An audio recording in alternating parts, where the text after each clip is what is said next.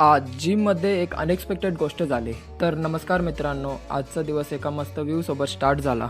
View enjoy करून मी किचनमध्ये गेलो प्री वर्कआउट मील रेडी करायला. नेहमीप्रमाणे सेम मील घेतले आणि जिमला निघालो. तर व्हिडिओच्या स्टार्टिंगला मी म्हणालो होतो की आज जिममध्ये अनएक्सपेक्टेड गोष्ट झाली. मी वर्कआउट व्हिडिओ शूट करत होतो तेव्हा काही अनोळखी लोक माझ्याकडे बघत होते.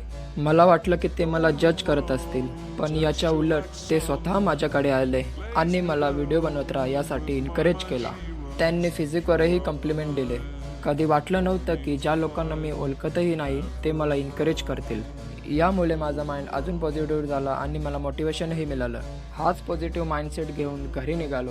घरी आल्यानंतर पोस्ट वर्कआउट मील रेडी केली. मील घेतल्यानंतर 10 मिनिटं वॉक करून मी ट्रेड करायला बसलो. सर्वात आधी मार्केट ॲनालाइज केला आणि इम्पॉर्टंट लेवल्स मार्क केले. आज गोल्डमध्ये सेलिंग सेटअप फॉर्म झाला होता, त्यामुळे मी डाऊन साईडला ट्रेड एक्झिक्यूट केला. पण अनफॉर्च्युनेटली ट्रेड घेतल्यानंतर मार्केटने रिव्हर्सल दिला. ट्रेडमध्ये इमोशन न दाखवता मी स्मॉल एल ॲक्सेप्ट केलं. पण थोड्या वेळानंतर बघितलं की मार्केटने जस्ट माझा एल हंट करून डाऊन साईडला मोमेंटम दिला. ॲनालिसिस तर बरोबर होता, पण मार्केटने साथ दिली नाही. तर नो वरीज, मार्केटमध्ये असं होत राहतं.